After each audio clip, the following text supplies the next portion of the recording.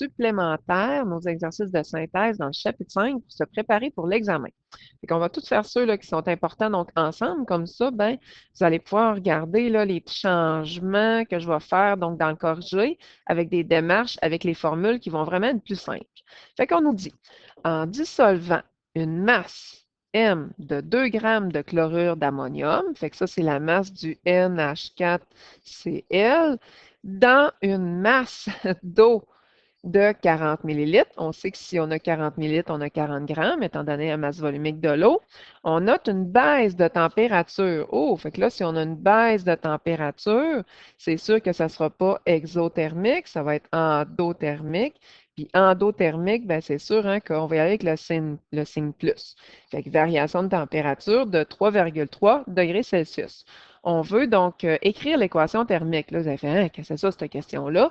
Bien, pour écrire l'équation thermique, il faut aller chercher le delta H. Mais faites-vous-en pas, je vais toujours vous donner donc l'équation balancée. Là. Ça ne sera pas à vous là, donc, à inventer puis aller là, niaiser là, sur l'équation. Fait que pour aller chercher donc le delta H, on va tout simplement faire notre formule Q sur N. On a toujours deux choix. Donc, pour le Q, on a Q est égal à MC delta T et on a Q est égal à C du calorimètre, si on vous donne la capacité calorifique du calorimètre, fois delta T. Pour le N, on a une petite formule du début de l'année, petit m sur grand M majuscule, et on a le petit n pour aller donc avec la concentration. Quand est-ce qu'on va prendre un, quand est-ce qu'on va prendre l'autre? Bien, habituellement, donc Q est égal à C du calorimètre. Là, on va le prendre quand on va nous donner le C calorifique du calorimètre. Sinon, on va toujours prendre L.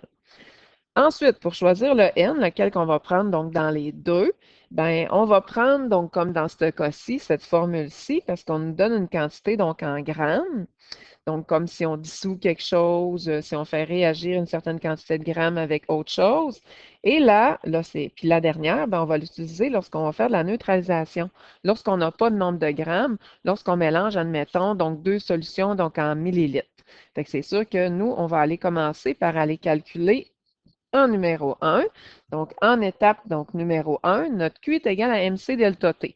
Pas obligé d'écrire M de l'eau, C de l'eau, delta T de l'eau. On le sait que de toute façon, cette formule-là, c'est toujours pour l'eau. Tiens, toujours pour l'eau. Fait qu'on va y aller avec la masse de l'eau. Vu qu'on a 40 millilitres, ben on a 40 grammes, fois la capacité thermique massique de l'eau que je vais vous donner, soit la variation de température, et on ne met pas de signe. On va juste mettre les signes à la fin. Fait qu'on calcule ça, ça nous donne 553 joules. Si on divise par 1000, on va l'avoir donc en kilojoules tout simplement. Et la deuxième étape, on ne la fait jamais. Nous, on ne fait pas que la chaleur dégagée est absorbée par l'eau, nanana, puis on change de signe. On fait juste mettre notre signe à la fin pour signifier que c'est endothermique, tout simplement. OK. Qu'est-ce qu'il nous reste à faire? Donc, il nous reste à aller calculer donc en deuxième étape. Donc, notre N. On va aller calculer le N ici. On va faire la masse. Eux, ils ont fait ça en produits croisés. Moi, je déteste. Donc, les produits donc croisés. Fait qu'on vient avec N. Donc, N, c'est la masse de notre substance. La masse de notre substance utilisée, ben, dans notre texte, on nous dit que c'est 2 grammes, divisé par la masse molaire de notre NH4Cl qu'on est allé chercher dans le tableau périodique, qui est 53,5 grammes par mol, comme ça ici, dans notre TP, notre tableau périodique. Et ça nous donne, oh mon Dieu, je vais finir là vraiment donc en rond, 0,037338 mol. Mettez-vous plein de chiffres significatifs, comme ça, ben, ça va vraiment être plus facile. Fait que tout ce qu'il nous reste à faire, ça va être vraiment d'aller diviser. Donc, la réponse ici de notre Q par la réponse ici, donc de notre N, pour aller calculer donc notre delta H. Tiens, je vais vous le mettre ici. Fait qu'on va tout simplement faire 0,553 kilojoules divisé par notre nombre de moles, là, 0,03738. On aurait pu l'arrondir un petit peu. Mol. Fait que là, ça va nous donner des kilojoules, donc par mol. Fait que ça nous donne 14,8 kilojoules par mol et on rajoute un petit positif pour signifier que la température a descendu, que c'est endothermique. Ici, au numéro 2, donc il faut faire la loi de S. L'affaire, c'est qu'est-ce qui est poche, c'est qu'on ne nous a pas donné l'équation globale, fait qu'il faut aller la chercher donc dans le corrigé. Fait qu'on va chercher notre équation globale dans le corrigé en considérant qu'on a ces deux petites réactions, donc partielles-là. Fait que là, on se rappelle, hein, la loi de S, c'est qu'il faut que j'additionne, c'est une grosse addition de mes deux réactions, puis des delta H hein, aussi pour aller chercher le delta H total, parce que c'est vraiment ça finalement là, que je cherche donc au bout du compte. Puis on va additionner ces équations-là en les multipliant, en les inversant, pour faire en sorte que ça donne notre équation donc globale ici, pareil, pareil, pareil. Puis en bonus, ben, c'est sûr un delta H. En passant dans le numéro 1, là, on voulait savoir l'équation thermique. Ben, tu sais, l'équation thermique, c'est qu'on donne juste l'équation, puis on rajoute le delta H, ou on intègre le delta H là, dans la réaction. Vu que c'est endothermique, on l'aurait mis donc du côté des réactifs. Bon, fait que je poursuis avec ma loi de S, donc ici. Qu'est-ce qu'on va faire donc avec tout ça? C'est que notre première donc équation, on va aller chercher donc l'équation du Mg. Tiens, je vais me prendre donc une autre couleur ici. Fait que l'équation donc du Mg, c'est celle-ci. Donc, je suis correct. 3mg, 3mg, avant la flèche, avant la flèche. Fait que je vais avoir rien à faire, donc, pour cette équation-là. Bien, tout ce que je vais faire, finalement, c'est que je vais aller la recopier, donc, intégralement pour mon équation numéro 1. Oh, mon équation numéro 2, donc, ça va un petit peu moins bien. Donc, mon équation numéro 2, ben, c'est l'équation, là, finalement, pour le N2. Donc, ici. Fait que pour mon N2, ben là, oh là là, j'en ai une molle que je voudrais avoir, donc, à la fin. Puis là, ben, j'en ai une demi. Fait que j'ai pas le choix. Il va falloir que je fasse fois 2. Mais quand je fais fois 2, là, je fais fois 2 à tous mes coefficients. Et je fais fois 2 aussi, ben, c'est bien certain, à mon delta H. Fait qu'une demi fois 2 qui va me donner 1, 3 demi fois 2 qui va me donner 3, 1 fois 2 qui va me donner 2, et ici aussi, mon 46, je vais faire donc fois 2 pour avoir mon nombre donc de kilojoules. Qu'est-ce qu'il me reste à faire? Ben, il me reste à additionner puis soustraire, là, finalement, qu'est-ce qu'il y a de pareil, là, d'un côté, donc, à l'autre. Fait qu'on se rappelle, qu'est-ce qu'il y a d'un côté puis de l'autre côté d'un égal identique, je peux l'enlever. Fait que 3H2 gazeux, 3H2 gazeux, on annule, ça c'est correct. 2NH3 gazeux, 2NH3 gazeux, donc on annule. Fait que je peux descendre finalement, donc qu'est-ce qui me reste? Fait que qu'est-ce qui me reste? Ben, il me reste mon 3Mg solide. Hey, c'est important les petites parenthèses en passant l'état. Le N2 gazeux, je descends.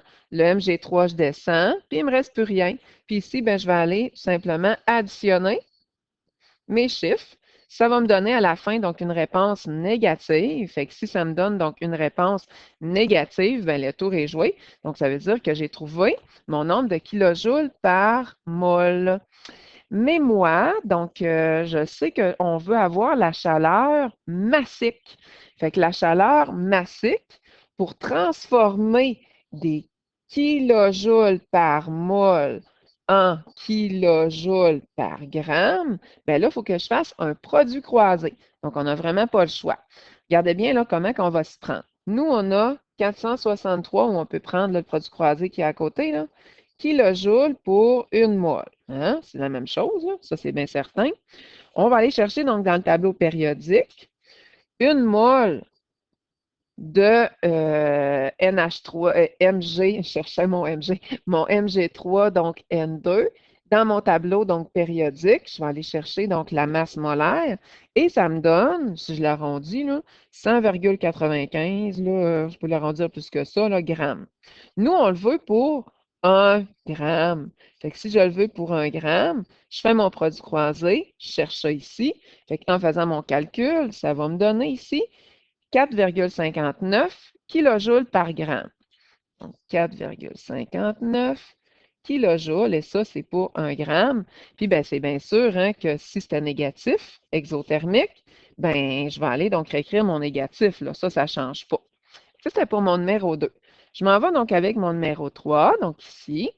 Fait que là, on nous dit, en mélangeant 400 ml d'une solution donc d'hydroxyde de sodium, donc NaOH.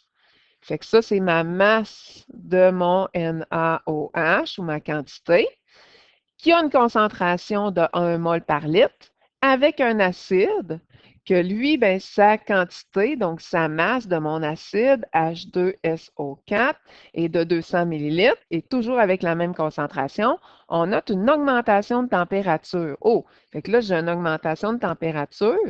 Ben, c'est une variation de température, dans le fond. La température a varié donc de 11 degrés Celsius.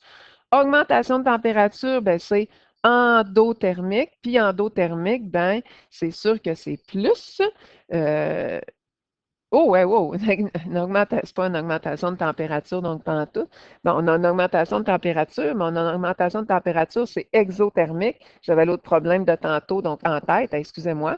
Puis exothermique, ben, c'est sûr que c'est moins. Je parlais, puis je me disais, mais qu'est-ce que je dis là? On va aller chercher la chaleur molaire, le delta H, mais pas n'importe lequel. La chaleur molaire de neutralisation du NaOH. Bon, fait que dans ce cas-ci, ben encore là, c'est sûr que je vais aller chercher delta H est égal à Q sur N. Je vais commencer par aller chercher mon Q. Q est égal à MC delta T. Donc, c'est la masse de tout ce qu'il y a de solution aqueuse. Fait que tout ce que j'ai de solution aqueuse, ben j'ai 400 millilitres plus un 200 millilitres, ce qui va me donner 600 millilitres. Et on sait que pour l'eau, ben, c'est la même chose, 600 millilitres ou 600 grammes. Donc, ça, c'est la même chose. Et là, vous allez dire, ben là, c'est parce que c'est pas de l'eau, c'est de l'acide des bases. Oui, mais c'est une solution aqueuse. Fois la capacité thermique massique de l'eau, fois la variation de température, et on ne met pas de signe tout de suite. Si ça me tente de convertir mes joules en kilojoules, on va diviser finalement donc par 1000. Pour ce qui est, ben, c'est sûr, de mon N, je vais aller chercher la deuxième possibilité, parce que, tu sais, je ne peux pas prendre là, cette formule-là, vu que je n'ai pas de quantité, donc en grammes, hein, ça c'est bien certain. Fait que je vais aller chercher la concentration et le volume de quoi? Ben, je neutralise du NaOH. Fait que je vais prendre la concentration du NaOH fois la quantité donc du NaOH. NaOH, là, j'en avais 400 millilitres. On détestait ça. Donc, les millilitres, on divise par 1000 pour le mettre en litres, parce qu'ici, on a des moles par litre, et ça va nous donner notre quantité. Hey, fait que là, j'ai tout, là. J'ai tout ce qu'il me faut. J'ai mon N, j'ai aussi donc mon Q, fait que tout ce que j'ai à faire, c'est 27,7 kilojoules divisé par 0,40 mol. Je te divise ça, puis ça va là, finalement donner, si on l'arrondit, là, vous n'êtes pas obligé de l'arrondir, là, 69 kilojoules par mol. Et on va aller rajouter notre négatif pour dire que là, hein, c'est exothermique parce que la température donc monte. Ça, c'est un numéro 3. On s'en va au numéro 4. Numéro 4, on a tout ce qu'il faut. On a trois petites équations donc partielles. Le but, c'est de les additionner pour donner mon équation globale et aller chercher, hein, donc mon delta H. Donc, c'est vraiment ça, donc mon but là, que j'ai à faire. OK, fait que là, dans le fond, nous, on va regarder là, qu'est-ce qu'on a donc à faire. Pour moi, là, on va être vraiment bon pour aller additionner donc tout de suite. Là. Fait qu'on va aller voir. Donc, l'équation du pour le, je cherche, pour le Cl2. Moi, je cherchais mon Cl2, là, il est ici. OK. Fait que Cl2, ça va bien. Donc, une molécule, avant la flèche, là, dans les deux cas. Fait qu'il n'y aura rien à faire. Je change de couleur. Donc, je vais aller me chercher donc une équation pour le NaCl. Tiens, celui-là ici. NaCl. J'ai deux molécules, deux molécules. Après la flèche. Ben, Colin, ça va bien. Donc, j'ai vraiment donc rien à faire. Puis l'autre, ben, j'imagine que ça va bien donc s'annuler, hein, parce que c'est sûr qu'on n'a pas d'équation donc spécifique. Fait qu'on va voir, on ne fera rien donc à cette équation-là. On va la laisser donc telle quelle donc aussi. Puis j'imagine que ça va aller s'annuler là avec le CaO, là, puis CaO là, qu'il y a ici. Fait qu'on ne l'inversera pas, on ne fera pas fois 2, on ne fera pas fois rien. Ça va bien adonner avec le H2O. Fait qu'on va tout simplement donc les réécrire. Fait qu'on a notre équation 1, On a notre équation 2 qu'on a réécrit, notre équation 3. Bon, ils n'ont pas écrit dans l'ordre, là, mais c'est pas bien grave. Ah, moi, j'aime ça quand ils ne mettent pas les flèches là, vis-à-vis. Quand on les réécrit, pourquoi pas les mettre les flèches vis-à-vis? Comme ça, ben, on va différencier les réactifs puis les produits. On annule de chaque côté qu'est-ce qui est pareil. Fait que j'ai du H2O liquide avant la flèche, H2O liquide après la flèche. Il faut vraiment que ça soit liquide hein, dans les deux cas, que ça soit pareil, pareil, pareil, pareil. On a du CaO solide avant, CaO solide, donc après qu'on peut aller annuler. Ensuite, hey boy, j'ai bien des choses à annuler. J'ai du CaOH2 solide, CaOH2 après la flèche aussi solide que j'annule. Je vais aller me chercher donc une autre couleur. J'ai du CaOCl2 avant la flèche. Puis, je devrais avoir, oui, du CaOCl2, donc après la flèche ici aussi. Tout ce qui me reste, je le descends. Cl2 gazeux. Avant la flèche du 2NaBr solide, je copie intégrale.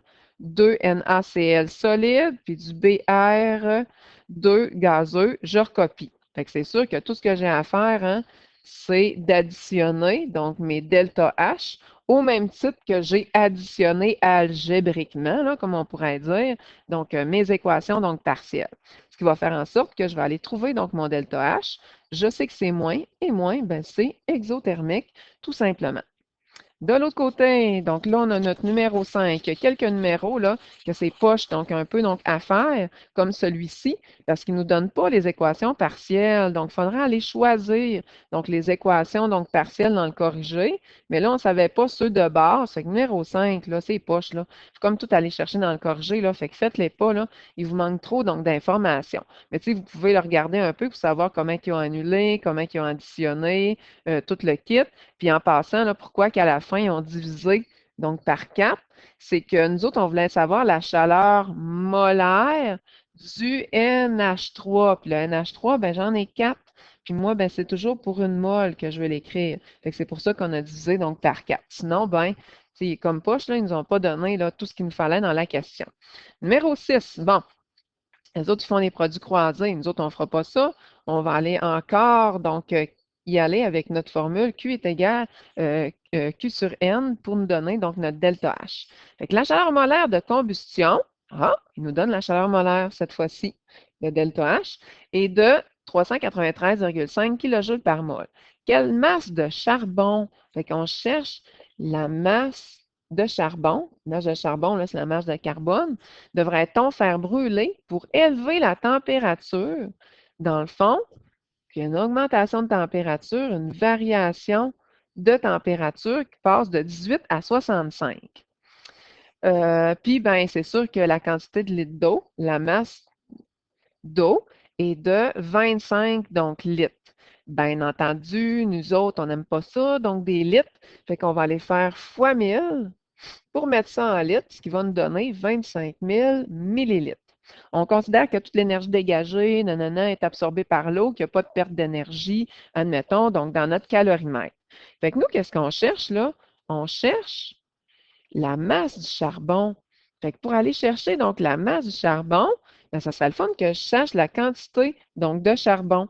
Fait que je vais aller chercher mon N. Tout ce que je vais faire, c'est que je vais intervertir, je vais échanger de place mon N et mon delta H. Fait que ça va me donner Q sur delta H, comme ça donc ici. Fait que pour ce faire, ben, je vais commencer premièrement par aller chercher donc mon Q comme d'habitude. Q est égal à MC delta T. Fait que ça va être la masse de l'eau. Fait que si j'ai 25 000 millilitres d'eau, ben c'est 25 000 grammes fois la capacité thermique massique de l'eau, fois la variation donc de température. Variation de température, hein, c'est sûr que vous n'êtes pas obligé là, de faire là, une soustraction donc comme ça. On pourrait très bien écrire là, la réponse de 65 moins 18. Je sors ma calculatrice en même temps. Là. On pourrait vraiment écrire 47 degrés Celsius là, déjà tel quel. Ça nous donne une réponse en joules. On peut la diviser donc par 1000 et on n'est pas obligé de mettre des notations scientifiques donc non plus, hein, ça c'est sûr. Nous, là, le changement de signe, absorbé, dégagé, non, on ne fait pas ça, là, c'est vraiment donc gossant, fait qu'on ne le fera pas. Fait que notre Q, ça nous donne 4,92 fois 10 exposant 3 kilojoules. On divise ça, dans le fond, par la chaleur molaire, 393,5 kilojoules par mol, bien entendu, hein, des kilojoules, puis les kilojoules d'ici, donc, vont s'annuler, ce qui va faire en sorte que notre réponse va donner 12,5 mol. Bon, fait que là, on a notre quantité, finalement, qu'on cherche. Donc, on cherche la quantité donc, de charbon, mais là, on l'a en mol. On aimerait bien ça avoir une quantité, donc en masse, donc finalement, en grammes. Fait que pour changer nos mols en grammes, bien entendu, on va faire un petit calcul, donc supplémentaire, pour changer nos mols en grammes. On va prendre notre formule du début donc, de l'année, donc qui est celle-ci. Nous autres, on va aller chercher la masse. Fait que si on va aller chercher donc la masse, on va faire le nombre de moles fois la masse molaire, ou on peut aller faire donc un petit produit croisé, 12,5 moles, fois la masse molaire du charbon, autrement dit du carbone. Fait que je m'en vais dans le tableau périodique chercher sa masse molaire, ça va donner à peu près donc 12 ou 12,01 là, grammes, on s'en fout. Ça va nous donner donc aux alentours de 150. Je pense que c'est un petit peu plus que 150, là, mais on peut l'arrondir donc à 150. Fait qu'il faudrait brûler 150 grammes de charbon.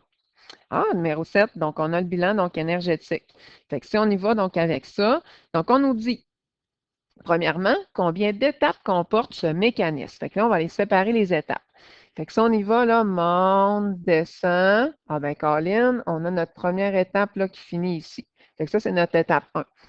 Monte, descend. Ah, ça, c'est notre deuxième étape qui finit là. Monte, descend. Notre troisième étape qui finit ici. Fait que ça veut dire 2 et 3.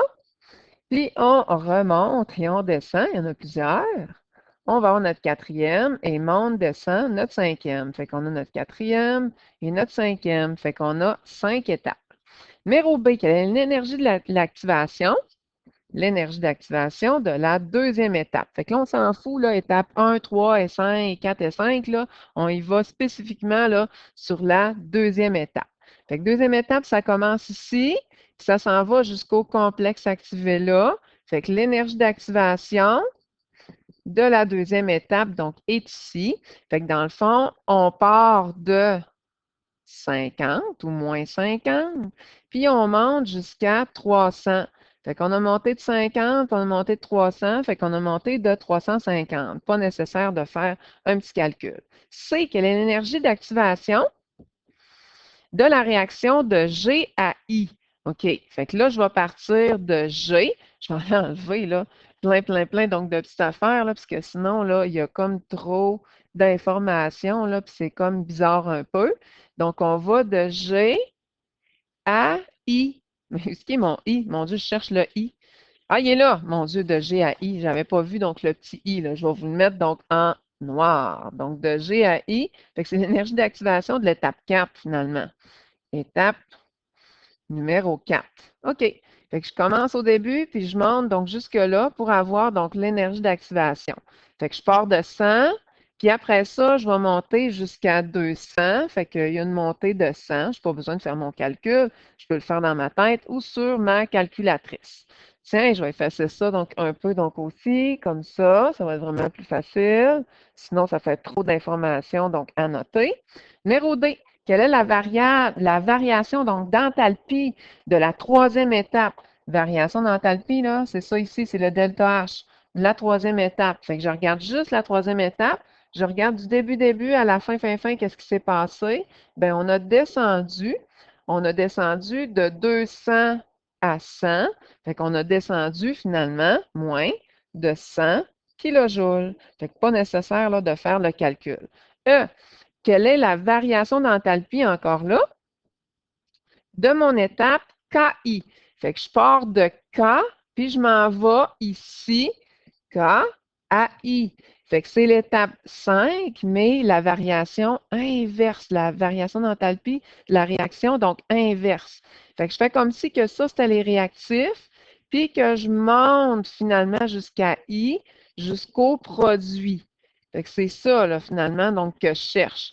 Fait que je suis passée donc de moins 100 et je suis montée, je monte, ça arrive-tu juste? Oui, jusqu'à 150. Fait que dans le fond, on a une montée de 250. Et c'est sûr hein, qu'on met un positif, puis les delta H, là, c'est sûr qu'on met un négatif ou un positif pour savoir si c'est endo ou exothermique. La variation d'enthalpie, encore là, le delta H de la réaction de E à K. Oh! Fait que là, on part de ici, si on va le mettre en rouge, on part de E ici, puis on s'en va jusqu'à K. On veut savoir qu'est-ce qui se passe entre les deux. Donc, à E, on est à 200, puis à K, on va à moins 100. Fait qu'on a descendu, donc de combien? On a descendu moins de 300 kJ. Pas nécessaire de mettre un calcul. Quelle est l'énergie d'activation de ma réaction G à E? Bon, G est ici. Hey, ça fait beaucoup de choses, hein? Donc, on va aller enlever donc un peu d'informations, pas mal, là, finalement, donc d'informations. Donc, comme ça ici. On va aller spotter notre G, ça va être vraiment plus facile. À E. Fait qu'on cherche l'énergie d'activation quand que je pars de G, puis que je veux, c'est dans le fond, me rendre donc à E. Fait que c'est la réaction inverse. Fait que c'est une énergie d'activation de la réaction inverse. Fait que je pars d'ici, 100, puis je m'en vais jusqu'à 400. Fait que c'est sûr que j'ai monté de 300, pas nécessaire des petits calculs. Numéro 8 maintenant.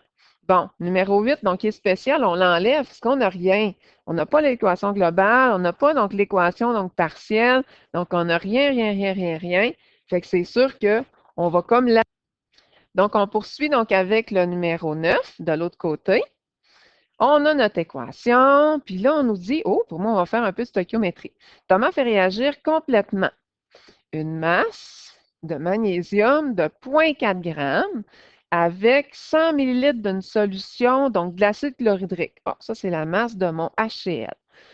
Cet acide chlorhydrique-là a une concentration de mon HCl de 0,4 mol par litre, dont la température, j'imagine que c'est la température initiale, est de 22,5 degrés Celsius.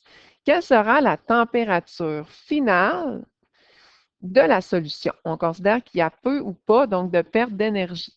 Donc, si admettons qu'on y va, là, il va nous manquer là, vraiment, vraiment donc, des détails pour aller chercher donc, la température donc, finale. Parce qu'on se rappelle hein, qu'on commence tout le temps avec Q est égal à MC avec MC delta T. Nous, si on cherche la température finale, le seul moyen, c'est d'aller isoler donc le delta T en faisant Q divisé par M fois C. Fait que je vais prendre mon Q, que je vais aller donc chercher que je n'ai pas, qu'on va aller donc trouver, divisé par la masse, donc d'eau. Est-ce que je l'ai, donc la masse d'eau? On peut aller vérifier ça donc tout de suite. Oui, parce que j'ai une masse donc de liquide, donc aqueuse, qui est de 100 donc, millilitres, fait qu'on est correct. 100 millilitres. Et je divise par mon C. Fait que tout ce qui me manque, là, c'est le Q, donc ici, là. Fait que je vais aller essayer, donc, de le trouver. Puis là, vous allez dire, ah ouais, je le sais. Donc, pour aller chercher, là, mon Q, il faut que je fasse Q est égal à MC delta T. Mais non, parce que, tu sais, je n'ai pas les autres informations. Sauf qu'on m'en a donné d'autres. On m'a donné l'équation. On sait que je fais réagir 0,4 g donc de magnésium. Je sais que je cherche l'énergie qui va être dégagée. Fait que je vais être capable d'aller chercher dans mon équation, dans le fond, tout ce qu'il y a en lien, tout ce qu'il y a comme indice, donc avec ma formule. Fait que je vais aller chercher donc dans le tableau périodique, donc la masse molaire de mon magnésium, comme ça ici. Je vais aller chercher dans mon équation un indice pour le nombre de kilojoules. Puis avec les 4 informations, en tout cas les 3 informations, je vais pouvoir aller faire mon petit produit croisé pour aller chercher, bien, justement, qu'est-ce qui me manque? Donc, l'énergie. Fait que ça, c'est mon nombre de kilojoules que je vais faire fois 1000, hein, parce que dans ma formule, il faut toujours que j'aie des joules. Pourquoi qu'il faut des joules? Ben, c'est parce que la capacité thermique massique est en joules par gramme de degré Celsius. Je fais ma petite division. Je trouve ma variation de température, mais moi, ce n'est pas la variation de température que je cherche, c'est la température finale.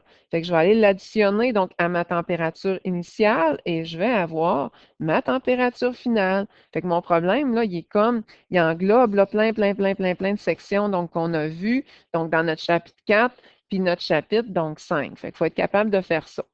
Pour ce qui est des défis, OK, on nous dit Carolina brûle une masse de C6H5OH de 1,8 g dans une bombe calorimétrique, un calorimètre, là, dont la capacité, oh, je l'ai là, capacité calorifique, bon problème pour l'examen, est de 11,66 kJ par gramme par degré Celsius.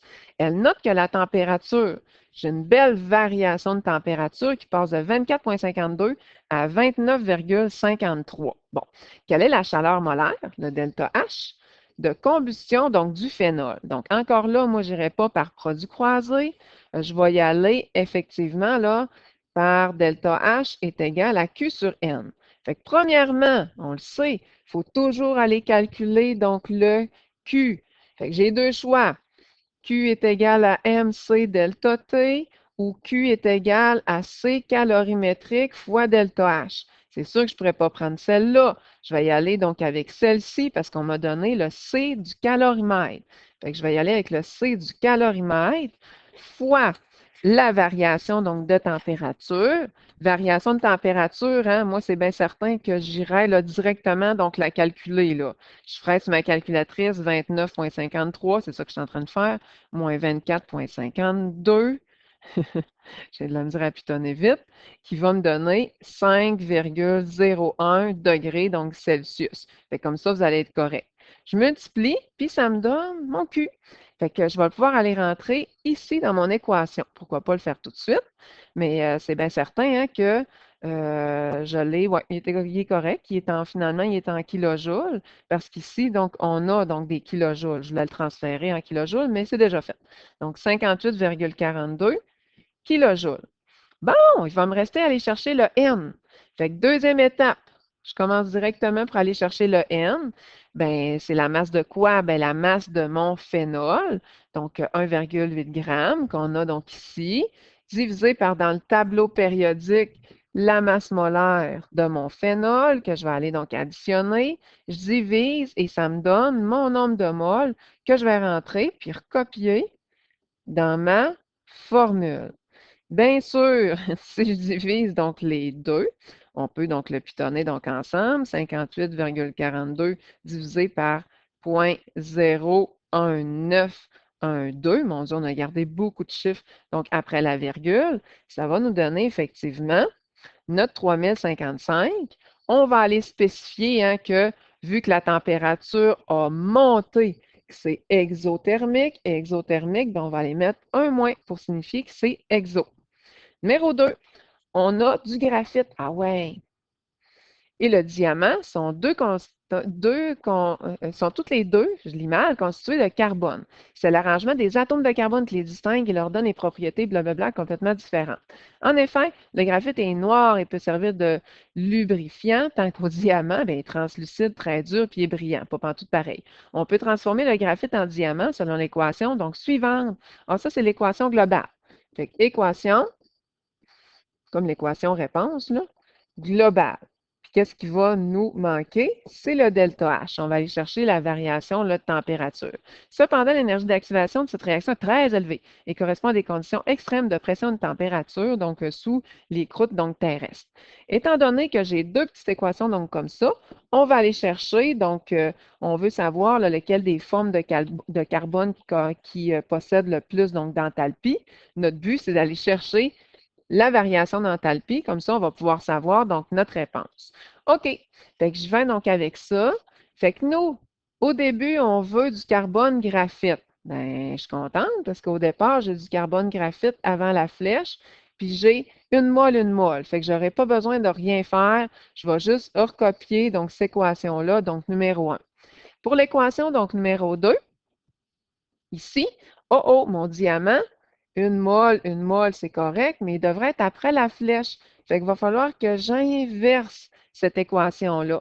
Fait que je vais la recopier, sauf que les réactifs vont aller à la place des produits, les produits à la place des réactifs, puis on va changer donc le signe, hein? Ça, c'est sûr.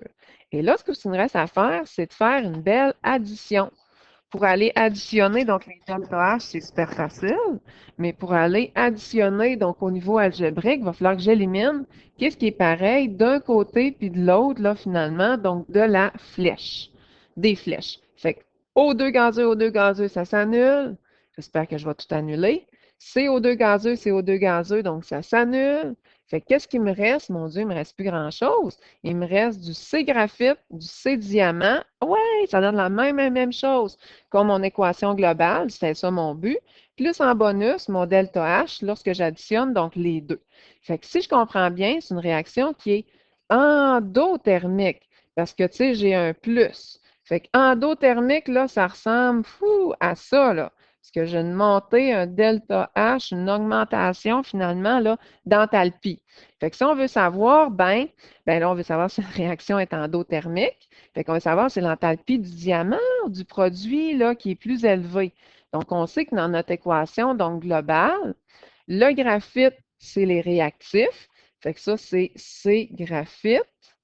Puis les produits, c'est le C du diamant. Fait que lui qui a une plus grande donc, enthalpie, ben c'est sûr que c'est le diamant. Hein? Ça, c'est bien certain parce qu'il a accumulé donc l'énergie finalement donc de la formation donc du graphite. Numéro 3, on fait-tu ça, numéro 3? Oui, on va faire numéro 3 et 4 après ça, donc on va avoir fini.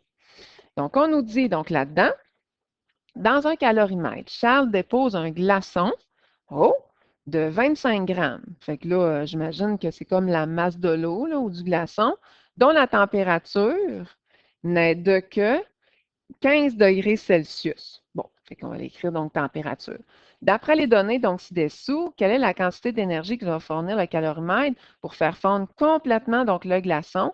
La capacité thermique massique de la glace. Oh, donc ça, c'est pas de l'eau, mais si on s'entend que c'est comme de l'eau, là, c'est de la glace. Capacité de la glace est de 2,06 joules par gramme de degré Celsius. Puis la chaleur molaire de fusion, chaleur molaire de fusion.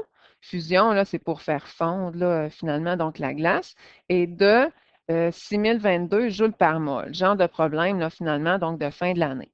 Fait que moi, dans le fond, je veux aller chercher le nombre d'énergie pour faire fondre complètement donc le glaçon.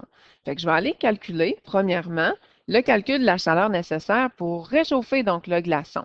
Fait que moi, mon glaçon, ben, j'imagine qu'il faut que je catch là, que la température donc initiale, finale, parce que je veux le faire fondre, là, donc dans le fond, va être de comme 0 donc, degrés Celsius. Puis au départ, sa température initiale donc, est de moins 15. Fait qu'on a une variation de température de 15 degrés Celsius, donc dans le négatif. Ça, c'est ma masse finalement de ma glace, donc 25 grammes, la capacité thermique massique de ma glace, la variation de température, et j'ai donc le Q, l'énergie finalement, pour aller donc réchauffer donc le glaçon jusqu'à temps qu'il commence donc à fondre. Mais là, pour le faire fondre, oh, on a déjà donc sa chaleur donc molaire. Fait que si on a déjà donc sa chaleur, on peut donc faire un produit croisé, donc comme ici, ou aller utiliser encore notre formule delta H est égal à Q sur N. Nous autres, on va aller chercher donc la chaleur, fait qu'on va aller isoler donc le Q en faisant delta H donc fois N. Le delta H, ben, ils nous l'ont donné. Donc, ils nous l'ont donné, là, c'est sûr, donc ici. Fait que c'est 622 joules par mol fois donc le nombre de moles. Merde, je ne connais pas donc le nombre de moles. Fait que je vais aller la calculer. Nombre de moles, c'est ici. Donc, je vais faire tout simplement 25, donc grammes, donc parce que mon glaçon, il y a 25 grammes. Je veux que ça devienne de l'eau, hein. Fait que du H2O, ben, la masse molaire du H2O dans mon tableau périodique, H plus du O deux fois qui donne 18,02 mol. Et ça va nous donner 1,39 mol. Fait que fois 1,39 mol qui va nous donner donc une grande multiplication finalement de 8354,6 qu'on a donc ici, comme ça là. Si on l'arrondit, c'est 55 là, joules. Là, vous allez dire, ah, t'arrives pas là finalement, donc en réponse. Ouais, mais c'est parce que là, il faut aller additionner donc la chaleur molaire pour se rendre à 0 degré Celsius, puis ben, la chaleur molaire, l'énergie finalement, donc la chaleur nécessaire pour se rendre à 0 degré Celsius, plus l'énergie nécessaire pour le faire fondre. Fait que je vais aller tout simplement additionner donc les deux. On s'en fout des négatifs, des positifs. On les additionne et ça donne 9128 donc joules. Donc, nous, c'est sûr hein, qu'on a commis donc un petit négatif, là, mais on s'en fout. On sait que c'est l'énergie qu'on doit donc fournir. Fait que pas besoin de négatif. Numéro 4, on nous dit, dans un calorimètre, on verse une solution d'acide. Fait que là, j'imagine que ça, c'est la masse de notre acide nitrique. Tiens, je vais écrire acide. Puis sa concentration de notre acide est de 0,6 mol, avec un certain volume d'une solution d'hydroxyde de potassium. Ça, c'est notre base, dont la concentration est inconnue. Elle note que la température du mélange augmente. Fait qu'on a une variation de température, notre température augmente de 5,5 degrés Celsius. On veut savoir le volume, la quantité de notre solution de KOH. Fait que je cherche la masse finalement de ma base. Fait qu'on va comme aller à l'envers. Donc, encore là, donc une autre fois. Fait qu'on va d'ailleurs donc utiliser notre formule, donc aussi delta H. Je vais l'écrire. Delta H est égal à Q sur N. On le sait qu'habituellement, donc pour une neutralisation, ben, on va employer pour le Q, Q est égal à MC delta T. On sait que pour le N, ben, c'est sûr que ça va être concentration fois le volume. Puis nous, qu'est-ce qu'on cherche là? À la fin, c'est ça, là. Fait que c'est pour ça là, qu'il va falloir prendre notre Q, c'est ça qu'ils font ici, là, est égal à MC delta T. On va aller pas isoler mon delta T comme tantôt, mais on va aller isoler mon M. Fait que ça va donner Q divisé par C, divisé donc par delta T. J'ai déjà mon C, j'ai déjà mon delta T. Qu'est-ce qui me manque? C'est le Q. Fait que pour aller le chercher là, finalement, donc le Q, ben c'est sûr que dans mon delta H, là, ici, là, pour aller donc isoler donc le Q, c'est ça que je fais donc ici, là, mais sauf en produit croisé, je vais faire delta H fois N. Mon delta H, je l'ai, parce qu'ils me l'ont donné là, finalement, donc ici, là, qui est de 52,6 kJ par mol. Oh oh, mon N, je ne l'ai pas. Fait que je vais aller calculer mon N et on sait qu'on va travailler avec cette formule-là. Tout ce que je connais, là, donc le nombre de moles et la concentration, c'est pour mon acide. Hein? Fait que je vais aller avec la concentration de mon acide fois le volume de mon acide. Je sais que j'en ai, donc je crois, oui, 200 donc, millilitres. Fait que je divise ça par 1000 pour l'avoir en litres, pour que les litres et les litres s'annulent. Il me reste des moles. J'ai finalement mon nombre de moles, donc ici, comme ça ici. Donc, je multiplie donc tout ça qui va me donner 6,312 kilojoules. Si je veux mettre ça donc en joules, comme on a fait ici, donc je fais fois 1000. Je peux y aller donc en joules. Pourquoi je l'ai mis en joules? Parce que ma capacité thermique massique, c'est en joules par gramme de degré Celsius. Je divise maintenant donc tous mes chiffres. Fait que joules s'annule, degré Celsius s'annule, il me reste des grammes. Fait que ça, là, c'est ma masse, c'est ma quantité d'équation de solution donc aqueuse. Fait que si j'ai déjà 200 millilitres d'acide, ben je vais faire mon total, 274, que je viens de trouver ici, moins 200. Fait que je vais avoir donc le volume de ma base. Je vais avoir le volume finalement donc du KOH. Pour ce qui est des exercices synthèse, dans le chapitre 5, là, pour vous pratiquer, il y aurait le numéro 1. Vous pouvez aller vous pratiquer donc avec ça, mais c'est vraiment du surplus. Numéro 2, mais vous n'avez pas l'équation globale, il faut comme, ben oui, vous pouvez aller la trouver. On peut peut-être y aller, donc avec le numéro 2. Je pense que ça serait pas mal, donc utile. Ah non, donc je ne les ai pas. Donc numéro 2, donc en tout cas. Puis ensuite, il y a numéro 3B pour aller vous pratiquer. Puis toutes les autres, ben, c'est dans le chapitre 4. Fait qu'on se revoit pour les exercices supplémentaires.